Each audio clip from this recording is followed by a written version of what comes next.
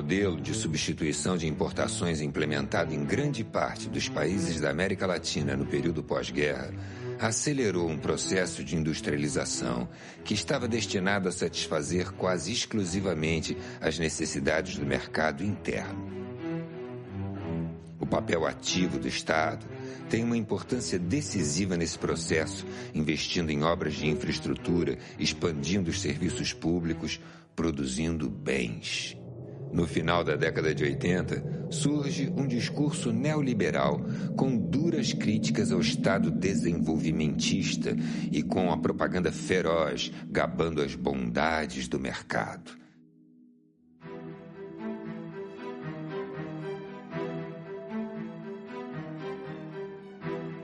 Um exemplo nesse sentido é o programa de privatizações das empresas públicas que, com diferentes ritmos, se impõe em todos os países latino-americanos. Não se trata de um Estado ausente, mas sim de um outro Estado submetido às exigências do mercado.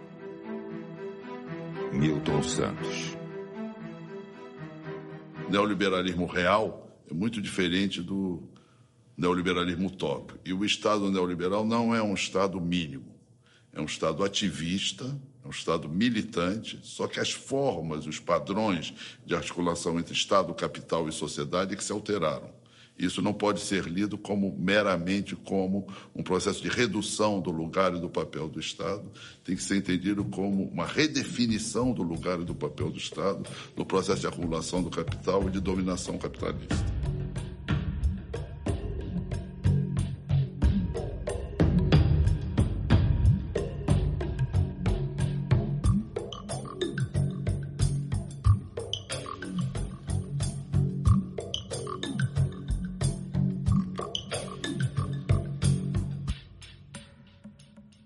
Fernando Collor e Fernando Henrique Cardoso, os Fernandos comprometem o Brasil num projeto de inserção na globalização mundial e, ao mesmo tempo, subpriorizando o desenvolvimento das forças produtivas internas. E, para isso, então, você faz o quê?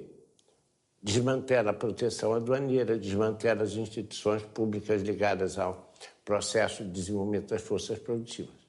É uma coisa impressionante. É absolutamente impressionante o que aconteceu.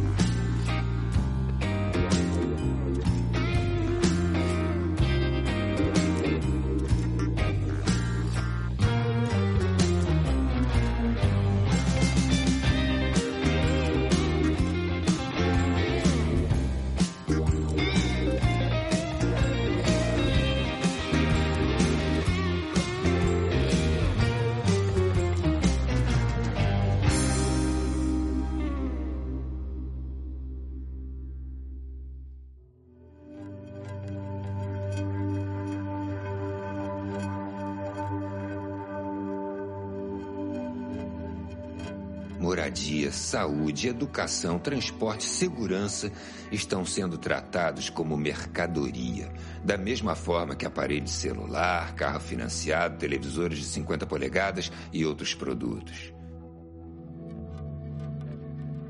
Sem contar que o primo rico da história, o sistema financeiro, é o grande beneficiário sem produzir nada, além de acumular papel pintado em moedas plásticas.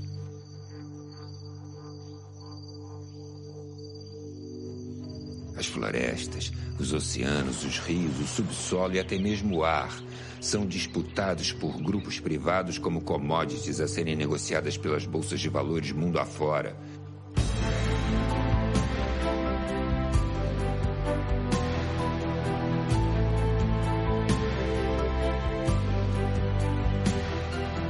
Imagine, cidadão, que o ar que você respira agora no raso da Catarina pode estar sendo vendido em Singapura.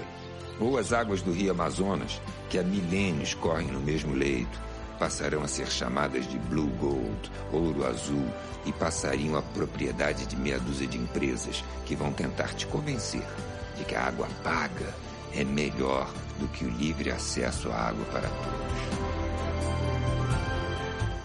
Ao denunciar a quebradeira do Estado nos anos 90 do século XX, demonstramos que todo o patrimônio formado a partir de um sacrifício coletivo, seguindo a tendência de uma época, foi privatizado a preço de banana. Queremos com esse filme deixar aberto um debate sobre o futuro, no qual consideramos as grandes manifestações que aconteceram no Brasil, sobretudo as de 2013, como um termômetro das demandas da sociedade. O neoliberalismo no mundo e no Brasil, a partir dos anos 90, ele é uma vingança da economia sobre a política. O que acabou acontecendo com esse esvaziamento da política da democracia é o predomínio do capital. Né? A política passa a refletir os interesses do capital. Né? E nessa etapa do capitalismo, do capital financeiro. Verdade? Quer dizer, então essa que eu acho que é o pano de fundo que está por trás disso tudo. Para isso, você teve que enfraquecer o Estado. Né? O Estado do Brasil, por exemplo, nos anos 90, nós tivemos uma fragmentação do Estado, tanto financeira, pelo excesso de dívida, quanto material. Nós privatizamos tudo. A entrada do neoliberalismo no Brasil é anunciada por Fernando Collor de Mello, com uma frase que é muito curiosa. O automóvel brasileiro é uma carroça. Quer dizer, o que era a glória da industrialização brasileira, que era ter logrado êxito na produção de veículos automotores, é desqualificada por Collor de Mello. Ele nega a importância do desenvolvimento industrial.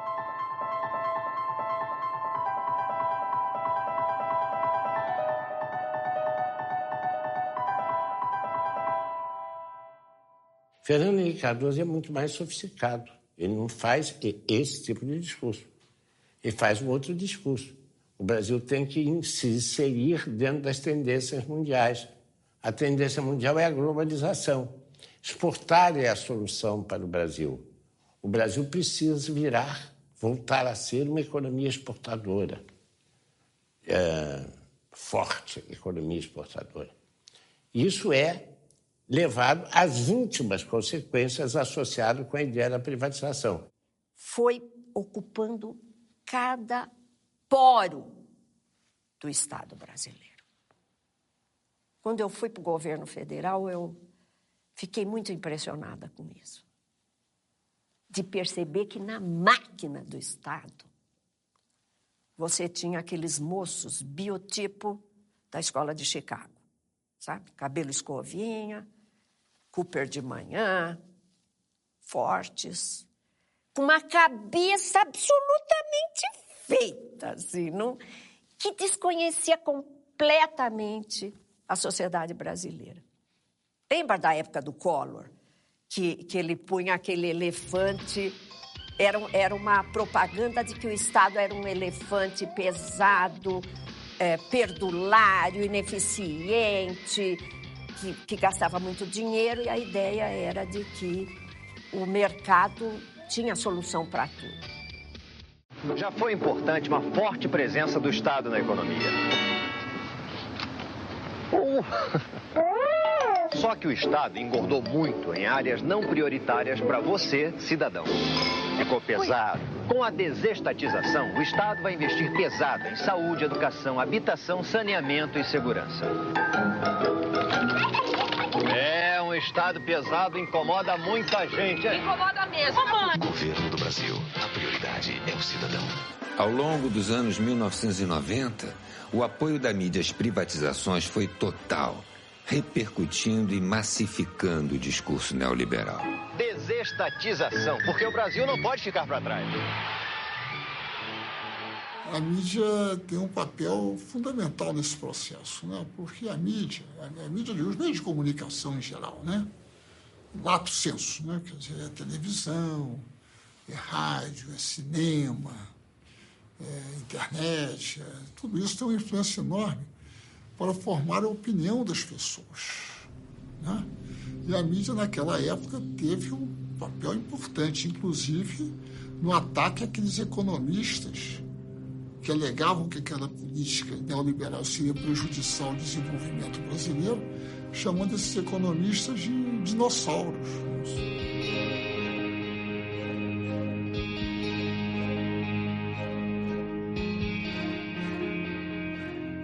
E a mídia se esforçou nesse sentido de uma forma extraordinária, né? Justamente por causa dos seus vínculos com os grandes interesses econômicos.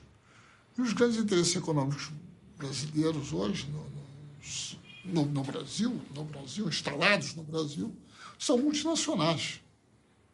E os nacionais, muitas vezes, também estão vinculados a eles.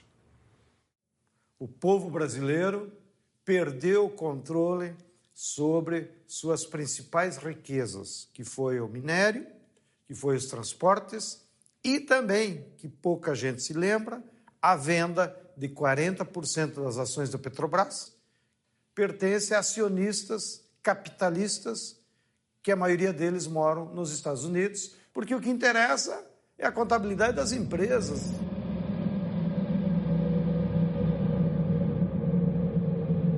A privatização das telecomunicações é uma privatização do espaço eletromagnético. A privatização do setor elétrico é, num certo sentido, a privatização dos nossos rios. A privatização das grandes mineradoras é a privatização de parte do nosso território. Quer dizer, territórios controlados pela Vale do Rio Doce, por grandes empresas mineradoras, hoje são distritos privados. E tem a dimensão da perda de elementos fundamentais da soberania nacional transferidos para o setor privado e, em boa parte, setores internacionais.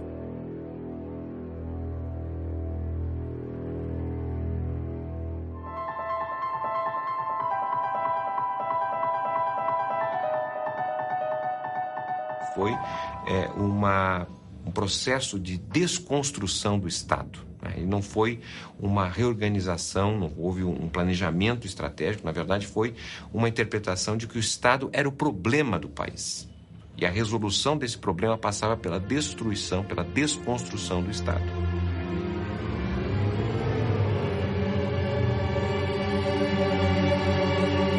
E nesse sentido nós tivemos um processo de privatização que, segundo nossos estudos, foi o segundo maior processo de privatização da década de 90. Ele foi apenas menor quando comparado com a desconstrução do antigo experiência da União Soviética, que foi a desconstrução ali da transição de um regime socialista para um regime de economia de mercado. Então, a nossa desconstrução nos anos 90, que valeu a geração de receita de ao redor de 100 bilhões de dólares, que naquele momento, nos anos 90, equivaleu a cerca de 15% de todo o PIB, que foi transferido do setor público para o setor privado. E em grande parte dessa transferência significou um engrandecimento em termos de riqueza de determinadas famílias e grupos estrangeiros, sem a contrapartida, porque nós tivemos simultaneamente a essa privatização uma redução de 500 mil de postos de trabalho. Essa é uma estratégia americana que ela parte do princípio que, num mercado totalmente livre, as empresas americanas, as mega empresas multinacionais americanas, por seu dinamismo tecnológico, pela sua escala, pelo seu poder financeiro, prevalecerão sobre as outras. E o neoliberalismo é isso, é você dizer, olha, o Estado é o grande adversário da eficiência econômica. Então é necessário reduzir o Estado ao mínimo. Aí vem as privatizações, né?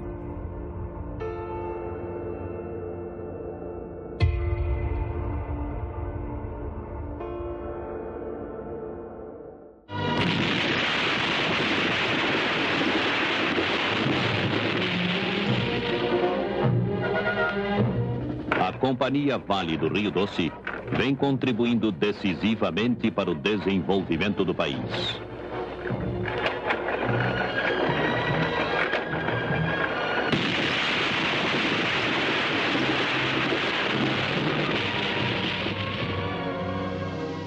A Vale do Rio Doce foi criada em 1942 pelo presidente Getúlio Vargas.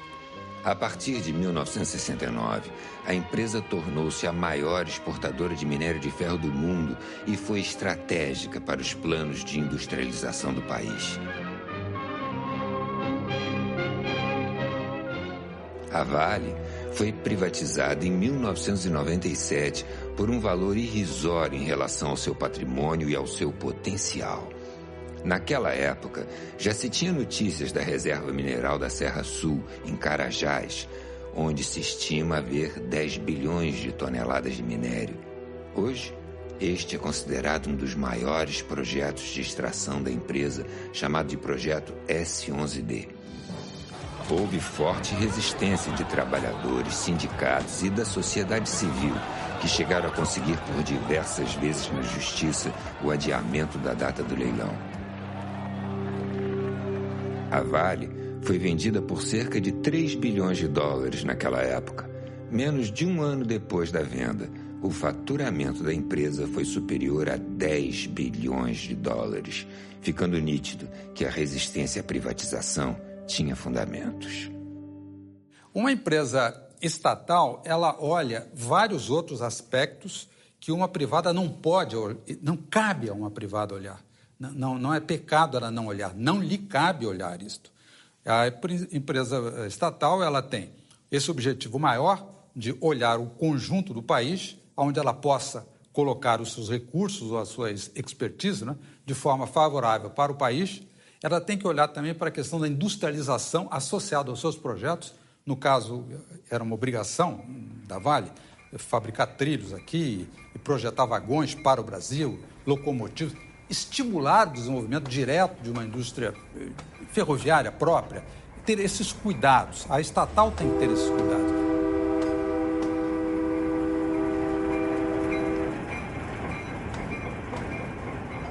No caso das ferrovias, afetou também a logística da população, porque praticamente nós que tínhamos uma malha de transporte público ferroviário, hoje se reduziu a 2 ramais e ainda com 2 ou 3 comboios por semana. Nós precisamos construir uma rede ferroviária em todo o país para, no fundo, beneficiar a população que possa ter alternativa de transporte, para beneficiar a população, para diminuir o custo do frete dos bens que circulam aqui.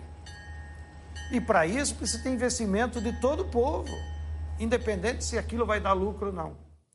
Hoje eles privatizaram todas as ferrovias e os únicos ramais que as empresas privadas estão fazendo é para construir para exportação. Exportação de minério de ferro, exportação de soja. De novo, a ferrovia não é para beneficiar o povo.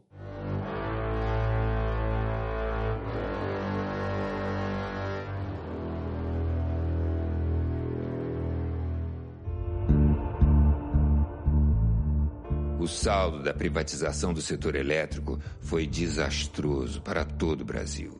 Um exemplo surreal foi a privatização da Light. Já em 1979, o governo da ditadura comprou a Light da Brascan Limitada 2 anos antes do contrato de concessão acabar, quando a empresa passaria ao controle do Estado brasileiro sem ônus. No entanto, ela foi comprada por 380 milhões de dólares. 17 anos após a estatização, em 1996, a Light foi privatizada. O então ministro do Planejamento, José Serra, orgulhoso, declarou: "Foi o maior leilão do país." No contrato, havia a absurda previsão da piora dos serviços, com autorização do aumento do número de blackouts e apagões. Como em quase todos os processos de privatização do setor, antes da venda houve o reajuste das tarifas de energia. No caso da Light, foi de 58% e o pagamento com as chamadas moedas podres. Além da utilização de empréstimos do BNDES com recursos retirados do Fundo de Amparo ao Trabalhador, FAT, do Fundo de Garantia, FGTS e do PIS/PASEP. Não faltam casos desse desmonte do setor energético em todo o país.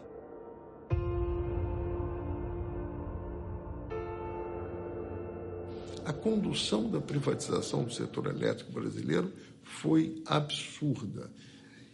E como na geração não foi feito investimento e também muito pouco na transmissão, na hora que a economia cresceu um pouquinho, que foi o ano 2001, entrou em colapso. Não havia capacidade instalada para atender a demanda e faltou energia no Brasil. Houve um racionamento mano-militar, né? As famílias foram obrigadas a reduzir seu consumo sob ameaça de desligamento. E a Light apagou o Rio de Janeiro. Isso foi logo no primeiro verão após a privatização. O que mostra o insucesso da privatização. Se o Estado ia mal, sem ele, pior ainda. As reclamações quanto à má qualidade dos serviços, apagões e acidentes são comuns em quase todos os estados. O Ministério Público, no Rio de Janeiro, após trocas de acusações entre as empresas, responsabilizou pelos incêndios em galerias e explosões em bueiros tanto a Light como a concessionária de gás canalizado SEG, também privatizada em 1997. A privatização no Brasil começou pela distribuição,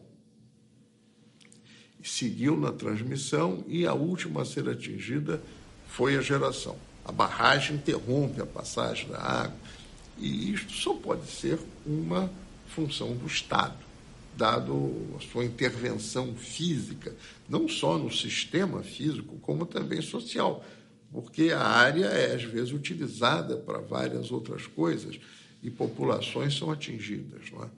Então, o papel do Estado aí, né, na geração elétrica se torna mais flagrante, a ideia do monopólio natural devido a essa forma de geração. É uma história muito triste, no caso da energia elétrica, porque o Brasil, que tinha na hidroeletricidade a grande componente da matriz energética brasileira, que era, do ponto de vista mundial, economia de grande porte. O Brasil tinha a matriz energética melhor do planeta, ainda é muito boa, mas perdeu muito metendo os seus pés pelas mãos.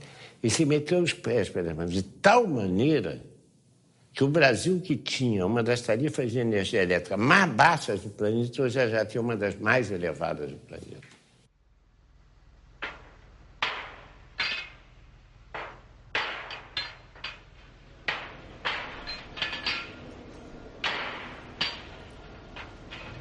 Furando e furando.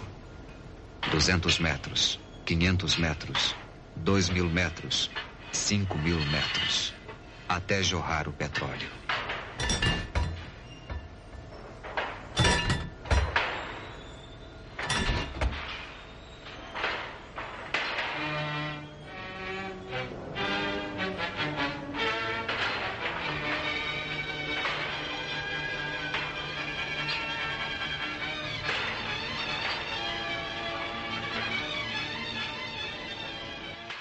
Quando o neoliberalismo, a onda neoliberal atingiu o Brasil, da qual resultou a revisão constitucional de 98, a joia da coroa das privatizações brasileiras, das empresas estatais brasileiras, era a Petrobras.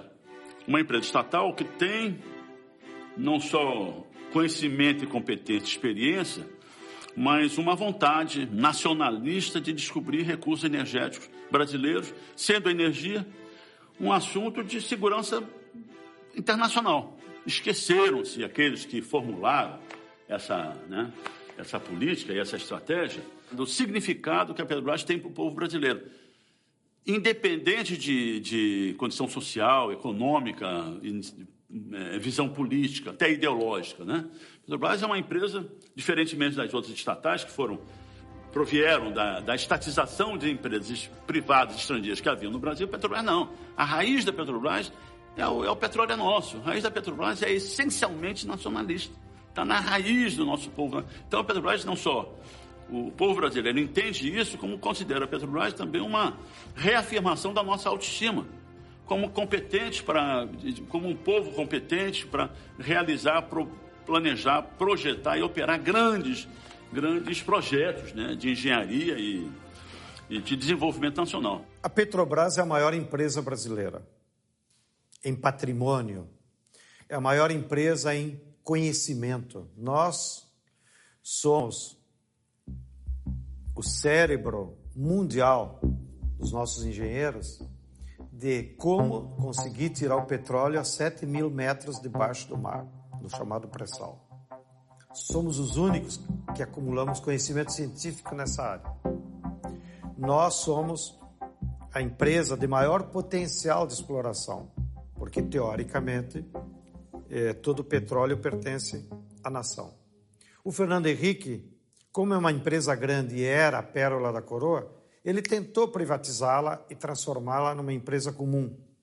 Inclusive mudando o nome, né? Para Petrobras, porque eles diziam que os gringos não conseguiam pronunciar o Brás com S. Olha o nível de mediocridade dessa nossa burguesia subalterna, da qual o Fernando Henrique foi o seu principal porta-voz e representante. Mas por ela ser tão grande, não deu tempo eles seguirem o caminho natural da privatização. Eles tentaram pela venda das ações, tentaram pela quebra do monopólio. E isso conseguiram.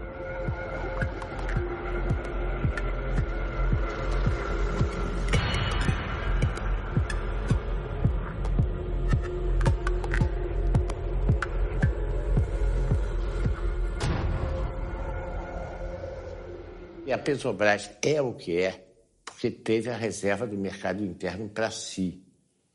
Não foi por nenhuma outra razão, é porque tendo o mercado interno para si no negócio do combustível, ela pôde o quê? Acumular recursos, competência, visão de futuro, departamento de geologia e poder se converter na empresa que se converteu. Entretanto, repare que a privatização, no caso da Petrobras, o que é que ela fez? Cortaram pernas da Petrobras. Cortaram a perna petroquímica da Petrobras, cortaram a perna dos fertilizantes da Petrobras. Que essa é uma projeção da ideia de ir descaracterizando a Petrobras como uma empresa ligada ao desenvolvimento das forças produtivas nacionais.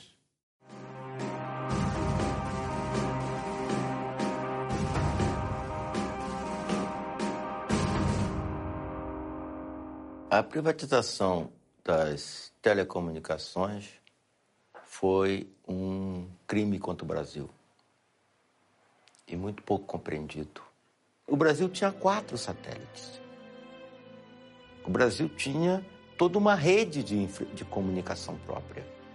O Brasil tinha os cabos que nos conectava com o mundo. E isso foi entregue a preço de banana exatamente para os Estados Unidos. Esse é só um exemplo, entre tantos, como naquele momento que nós tínhamos que certamente reestruturar o sistema Telebrás, sem dúvida alguma. Mas o modelo adotado foi um modelo completamente antinacional, um modelo que transferiu o controle das comunicações brasileiras para fora do país, né? Um modelo que tornou as comunicações brasileiras exportadoras líquidas de capital, que não era, né? Um modelo que destruiu o parque industrial tecnológico que o Brasil tinha em cima das telecomunicações. O sistema Telebrás recebeu fartos investimentos a partir de 1996 e, após ser desmembrado em 12 empresas, foi a leilão em 1998. 2 dias antes da venda, havia 100 ações movidas em todo o país contra a privatização. No dia do leilão, manifestantes e policiais entraram em confronto nas imediações da Bolsa de Valores do Rio de Janeiro com um saldo de 11 presos, 48 feridos e a entrega do sistema de telecomunicações brasileiro ao capital privado. A Telebrás foi comprada por empresas italianas, portuguesas, espanholas e norte-americanas. O que era bom para eles não era bom para o Brasil. Em 2013, a empresa espanhola Telefônica divulgou um balanço de sua receita global, em que apontava as operações no Brasil como as que davam o maior faturamento à empresa. Os lucros obtidos no Brasil pela Telefônica servem para sustentar a expansão de sua matriz na Europa.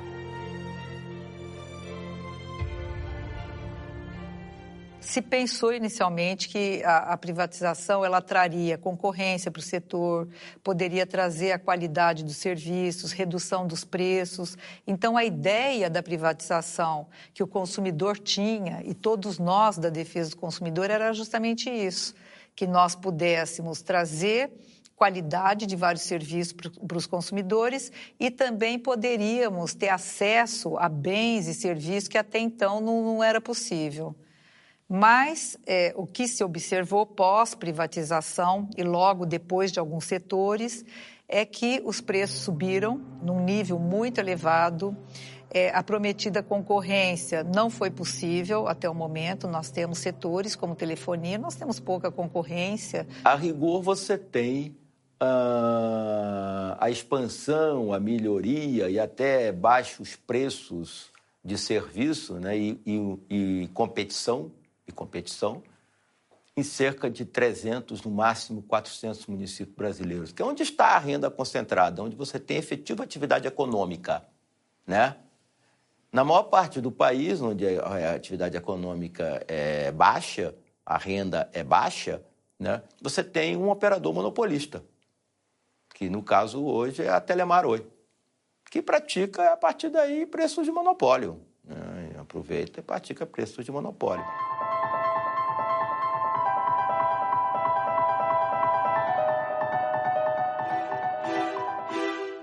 As agências reguladoras, ANEEL, Anatel, ANP, Anvisa e agências estaduais foram criadas no Brasil como parte do pacote das privatizações. Houve a paralisação dos investimentos e o desmonte das empresas públicas propositadamente, com o objetivo de justificar a necessidade de privatizar. E as agências foram apresentadas como guardiãs do interesse público. Hoje, se constata que elas muito pouco fazem na defesa dos interesses dos usuários dos serviços. Elas foram pensadas justamente para trazer ali uma certa independência, para poder agir de forma independente, mas o que se vê é a captura dessas agências. Hoje, elas são capturadas, elas têm ali o comando do próprio governo e, portanto, elas não são independentes e não podem fazer um trabalho que pudesse realmente equilibrar o mercado. As agências reguladoras foram pensadas para permitir o capital vir para os países como o Brasil. Elas são um instrumento do neoliberalismo. É o caso da ANP. A ANP, a ANEL também, né? Elas são empreendimentos que visam favorecer as condições do capital. Eu não acho que elas tenham um papel que deviam ter público. Elas são, inclusive, inúteis. Ela é melhor que a Petrobras cuidasse do petróleo e não houvesse leilão nenhum.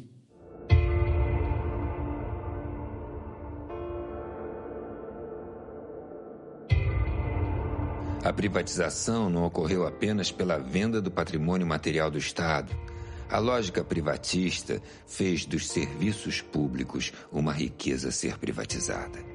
As pessoas, quando têm um filho doente, elas estão mais ou menos dispostas a pagar a qualquer coisa, raspa a gaveta e consegue. Então, quando você privatiza esse tipo de serviços e torna eles com objetivo lucrativo, você deforma todo o processo. Na saúde, tinha 2 projetos, para mim, em disputa. O projeto da reforma sanitária, construído nos anos 80, que está colocado, de uma certa forma, apesar de algumas mudanças já, na Constituição de 88 e na lei orgânica, nas leis orgânicas, e o projeto privatista. E o projeto privatista torna-se hegemônico. Em 2 anos, foram fechados 11 mil leitos públicos e criados 8 mil e poucos leitos privados. A implementação do SUS foi muito incipiente, o subfinanciamento, a não realização de concurso público, a precarização do trabalho, a terceirização. Enfim, o abandono da bandeira da reforma sanitária. Uma mentira do tamanho de um elefante. Com a desestatização, o Estado vai investir pesado em saúde, educação, habitação, saneamento e segurança. Lembre-se, cidadão, no processo de privatização dos anos 90, eles te prometeram que o dinheiro seria investido em saúde e educação. Olha o que aconteceu. Hoje, o Brasil está entre os piores índices em saúde e educação, na maioria dos rankings internacionais. As políticas que ainda mantêm o núcleo do público, estatal, etc., como o Sistema Único de Saúde, por exemplo, o Sistema Educacional, por exemplo, são núcleos importantes, eles foram varridos de alguma forma, foram atravessados de alguma forma pelo setor privado, né? Eu cito um exemplo que tem a ver com os anos 90, neoliberalismo e privatização, um negócio chamado organizações sociais. Organizações sociais são recomendações do Banco Mundial, no documento de 1993, e que foram aplicadas no Brasil em 1997. O que é uma organização social? É uma organização privada, certo? Que recebe dinheiro público. Ela não precisa fazer concurso público, não precisa fazer licitação, não precisa fazer nada, certo? E isso, hoje em dia, a gestão da saúde, da assistência social, da cultura, está atravessada por essas organizações sociais. Então, te dou um exemplo.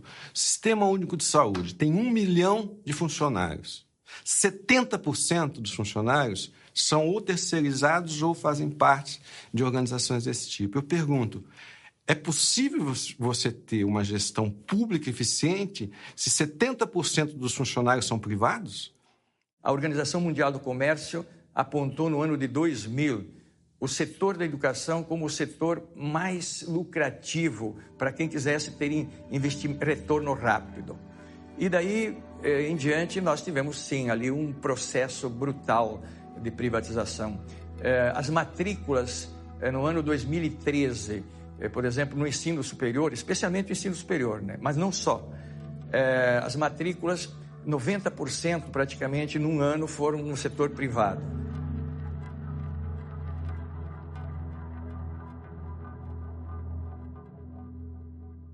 Professor, por exemplo, hoje é tratado como um entregador de conhecimento. E quem pensa o conteúdo, o método e a forma de educar são institutos privados. Instituto Ayrton Senna, Telecurso Segundo Grau, Pitágoras, Instituto EQI, institutos privados. A Associação Brasileira do Agronegócio tem um investimento enorme nas regiões onde o agronegócio está mais avançado, ensinando as crianças a que o agronegócio é a salvação do Brasil. Eu li uma redação de uma criança que é, na verdade, lavagem cerebral, e que essa criança diz: agronegócio, milhões de empregos, agronegócio, autossustentabilidade, agronegócio, comida para o mundo. Então, este pensamento, além de privatizar o patrimônio e a educação ser um grande negócio hoje no Brasil, está se privatizando a concepção de educação já na educação básica. Durante os governos neoliberais na década de 90, praticamente todos os países que estavam com governos neoliberais, incluído naturalmente o Brasil com o governo Fernando Henrique Cardoso, privatizaram dentro do sistema educacional uma dimensão que na política educacional deve ser fundamentalmente pública em qualquer sistema democrático, que é a definição do conhecimento oficial. Ou seja, o que se ensina nas escolas e como se ensina passou a ser um problema de comissões de especialistas e técnicos, muitas delas internacionais e muitas delas sob o controle e a tutoria do Banco Mundial, por exemplo, que começaram a definir os parâmetros curriculares a partir dos quais se definia o que devia ser ensinado nas escolas. O que deve ser ensinado nas escolas em qualquer país do mundo é um problema de deliberação pública, um problema que atinge a sociedade. Não só aqueles que estão dentro da escola, sino também os que estão fora da escola. Deve ser um problema de deliberação e de construção coletiva.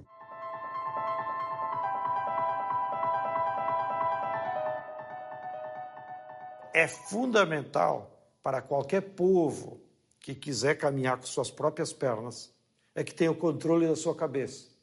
o controle da cabeça é o conhecimento. Seja o conhecimento universal aplicado à libertação do ser humano, seja o conhecimento tecnológico, ou seja, como fazer mercadorias de forma mais rápida e mais barata para que todo o povo tenha acesso. Então, o Estado tem que fazer pesados investimentos com dinheiro público. Ou seja, é como se o Estado dissesse assim: ó, povo brasileiro, vou pegar R$100 de cada um, vocês não tomem em conta, mas esses R$100 eu vou aplicar em pesquisa, em doutor, em escola, em universidade, em laboratório, em supercomputadores, que é para nós pesquisar modos de construir novas mercadorias que a médio prazo vai voltar para você como benefício, em ser coisas mais baratas, em ser coisas que possa universalizar o acesso a toda a população. Tem coisa mais estúpida no Brasil do que nós termos ainda 14 milhões de brasileiros que não sabem ler e escrever? Que hoje tem tecnologia para você, em 65 aulas, aprender a ler e escrever. Por que a empresa privada não aplica? Porque não dá lucro.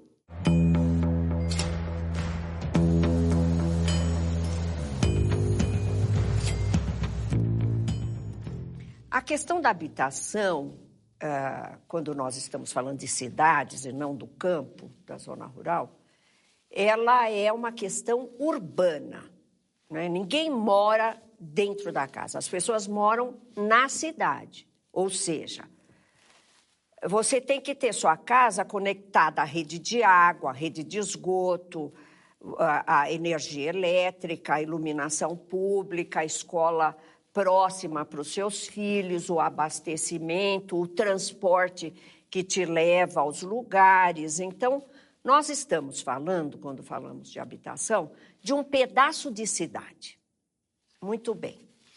E esse pedaço de cidade tem preço.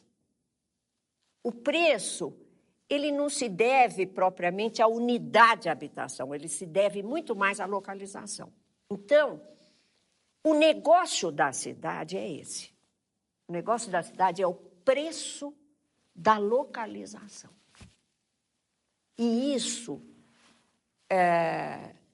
que a gente dá o nome de renda imobiliária é disputado, é uma luta surda pela disputa de rendas imobiliárias na cidade.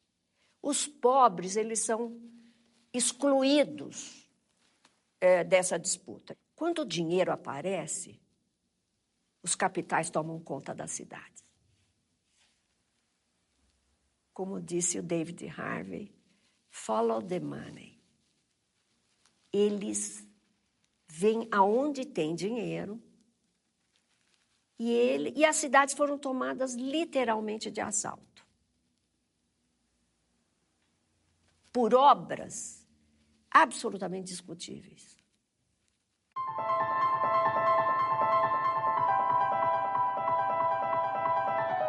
Por que são despejadas 1.500 famílias quando, pela Constituição brasileira, o direito à moradia é absoluto, foi colocado pela Emenda 29, e o direito à propriedade não é absoluto. Ele é relativizado pela função social da propriedade. Por quê? Há uma conjugação entre capital imobiliário e capital de transporte, que no caso de algumas cidades é agravado pelo fato de que os transportes são um monopólio privado. Os transportes públicos, paradoxalmente, não são públicos, são privados e, portanto, seguem a lógica da valorização do capital no setor de transporte. São raríssimas as experiências no mundo onde você tem transporte público de massa privatizado. A Argentina privatizou na década de 90 e reestatizou agora. A Margaret Thatcher, no auge dos anos 80, não privatizaram o sistema de manutenção do metrô, mas não privatizou o metrô de Londres. Aqui, nos anos 90, nós fomos além da Thatcher. Tá certo? Ou privatiza ou faz concessão. Né? Concessão para o setor privado. O setor privado quer lucro. Em alguma medida, isso tem a ver com o fato que, de 1994 até hoje, as tarifas de transporte urbano, por exemplo, em São Paulo, subiram o dobro da inflação. O passe livre é possível? É. Em determinadas condições, é possível. E ele é um dado de uma utopia muito importante. Muito, muito importante. Por quê? Como Milton Santos já falou, o jovem ele vive um exílio na periferia. O que é o exílio na periferia? É o cara que não pode sair de lá, porque ele não tem transporte ou porque ele não tem dinheiro para o transporte, se o transporte existe. O que se espera de um jovem que mora num bairro onde ele não tem equipamento esportivo, cultural, artístico, e ele não tem mobilidade. Ele é exilado.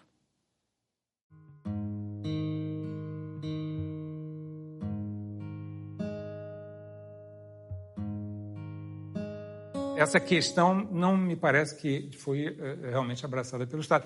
Aí vamos dizer por quê. Porque essa preocupação dentro da máquina pública em todos os países apareceu junto com as reformas neoliberais. Elas coincidiram. Com as reformas neoliberais, começou a ter uma competição internacional pela atração de empreendimentos poluentes. Nós começamos, por exemplo, a oferecer a possibilidade que nas periferias da cidade do Rio de Janeiro a gente recebesse uma siderúrgica recusada na Alemanha. Uma tecnologia que todos sabiam que era obsoleta, era arriscada, as populações que moravam na área de implantação dessa siderúrgica protestaram, tentaram se fazer ouvir na grande imprensa, inutilmente. Depois de 6 anos, se não me engano, a primeira grande explosão que não pôde ser deixada de aparecer na grande mídia, aí começa a se discutir, seria melhor a gente investir em tecnologias inteligentes, nós também não gostamos das tecnologias sujas da siderurgia, mas o fato é que essa siderúrgica foi atraída como uma grande vitória, que ia produzir emprego, renda, etc. Tal. E o que tem produzido é males à saúde da população local e problemas, inclusive, econômicos, parece que estão procurando algum comprador para esse tipo de tecnologia. Infelizmente, nos últimos anos, os bens naturais da terra, da água, das florestas, estão sofrendo uma ofensiva do capital internacional, que, inclusive, para se proteger da crise no hemisfério norte, de 2008, correu aqui para o Brasil para se transformar em patrimônio e escapar da crise. E se preparar para um novo ciclo de expansão no capital, para então eles se apropriarem da renda extraordinária que os bens da terra sempre geram para os capitalistas. Então, nos últimos 2, 3 anos, pelo que passou pelo Banco Central, mais de 200 bilhões de dólares de capital financeiro especulativo veio ao Brasil e se transformou em terra, em usina de etanol, em usina hidrelétrica e, inclusive, se apropriando da atmosfera. Que eles fazem esses cálculos agora de quanto oxigênio cada hectare de floresta tropical emite na atmosfera, transformam isso num título e vendem nas bolsas da Europa como crédito de carbono para as empresas que emitem muito carbono nas indústrias poluidoras. E ganham dinheiro até com a especulação desses títulos. Já tem 2 empresas que fizeram isso com áreas indígenas do Acre.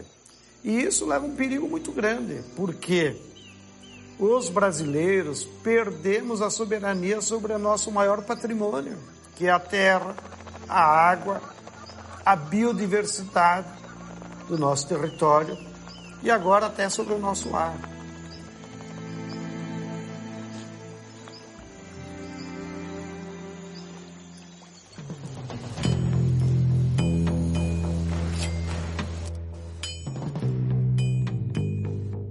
A defesa da economia nacional que o Lula fez só foi implementável porque tinha esses bancos, pelo Banco do Brasil, pelo BNDES e pela Caixa Econômica.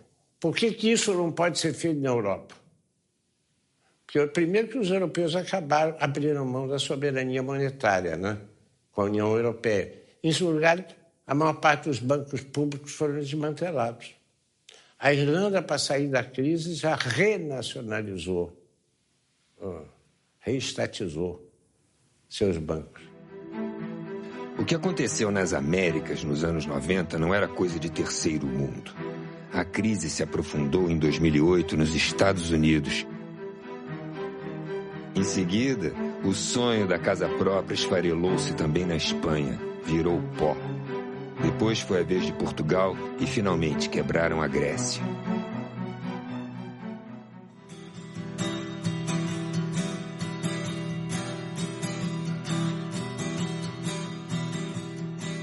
Então, a primeira coisa que eu diria a você, que me assusta muito, é a desconstrução da identidade brasileira. Em segundo lugar, de forma associada, é a ausência de um projeto nacional. Eu não consigo perceber um projeto educacional claro, explicitado. Como eu tampouco consigo perceber um capítulo cultural explicitado. Como não há um capítulo industrial explicitado. Se você perguntar hoje por onde a industrialização brasileira pode prosseguir, saiu de pauta como tema de discussão. Então, há um processo ideológico, acho eu, assustador, pelo qual nós estamos renunciando à ideia do Brasil ser. Como é que nós vamos superar essa crise, então? Só tem um caminho. Quando voltar a ter luta social que gere um reascenso do movimento de massa na rua. Essa energia das ruas vai obrigar a esquerda a voltar a discutir, se preparar e debater um projeto de nação. Um projeto de nação não capitalista, não naqueles formatos da década de 50, um projeto da nação dirigido pela burguesia. Um projeto de nação no sentido de organizar a economia para atender às necessidades da população. Não se trata de ter esperança, se trata de fazer mobilização e conquistar. Né? Se nós ficarmos esperando o Estado se transformar, ele não vai se transformar. Né? Ele vai continuar sendo do jeito que ele é, conservador, como ele foi concebido por quem o concebeu. A sociedade se move com a participação dos trabalhadores. Nós só teremos serviços públicos de qualidade, gratuitos, transporte, saúde, moradia, educação, com pressão popular. Os movimentos de junho demonstraram isso. Nós queremos um Estado que seja um Estado voltado para os interesses da população, não um Estado voltado para os interesses do mercado, por exemplo. E a mobilização dos trabalhadores é essencial para que esse Estado seja um Estado plural e não um Estado excludente.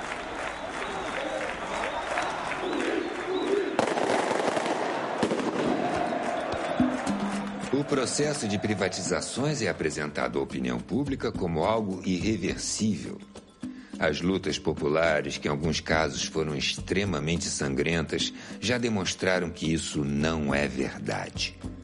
As privatizações selvagens foram revertidas, como por exemplo na Bolívia, com a privatização da água e do gás, e na Argentina, com a privatização do petróleo.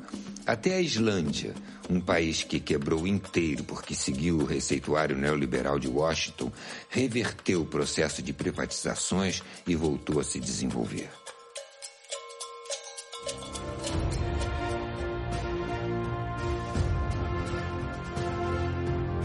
Quando pensamos a história, nos voltamos para o futuro. Ao mostrar o processo de privatizações que ocorreu nos anos 90, estamos discutindo o Brasil que queremos construir. Um país livre e independente, que respeite o meio ambiente, as diversas culturas, os saberes ancestrais e todos os povos. Não queremos um projeto de desenvolvimento dependente e irresponsável que vai gerar mais fome e pobreza para o povo e uma insuportável acumulação de riqueza para poucos. Queremos ser cidadãos e não consumidores. Sermos os sujeitos da história. Não somos números, somos gente. Como disse o professor Milton Santos, a qualidade dos serviços públicos é que assinará a carta de alforria dos moradores, em especial os jovens que vivem o destino do exílio na periferia. Este é o momento.